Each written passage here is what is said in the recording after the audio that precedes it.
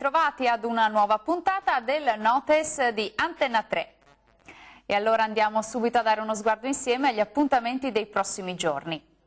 Vi segnalo che la Proloco di Sernaglia della Battaglia vi aspetta numerosi alla Festa della Zucca, che si svolgerà il 19 e il 20 e poi ancora il 26 e il 27 ottobre.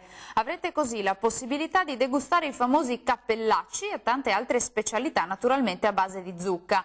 E poi ancora zucca fritta, crespelle, zucca in saor, dolci vari e molto altro ancora. La festa è gemellata con la Sagra della Zucca di San Carlo in provincia di Ferrara. Per saperne di più visitate il sito www.prolocosernaglia.it. Proseguo segnalandovi la Festa delle Castagne che si svolgerà domenica 20 ottobre a Stregna in provincia di Udine.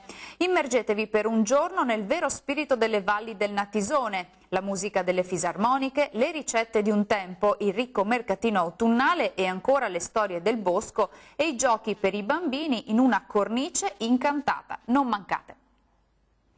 Fine settimana dedicato alla Luna al Planetario di Padova. Domenica 20 ottobre una serie di spettacoli ed eventi speciali celebreranno i 50 anni dallo storico primo sbarco dell'uomo. Un'occasione per divertirsi ed emozionarsi alla scoperta del cielo con la rinnovata tecnologia di proiezione a 8K, la prima al momento in Italia.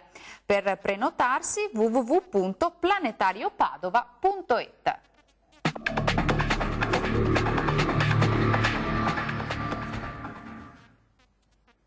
Nel 1973 fu inaugurata la Sydney Opera House.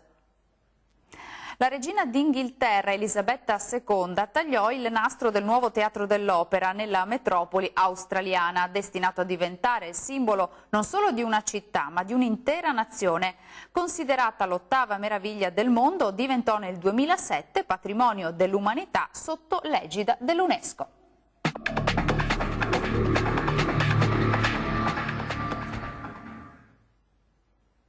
I giovani hanno più bisogno di esempi che di critiche. Joseph Joubert.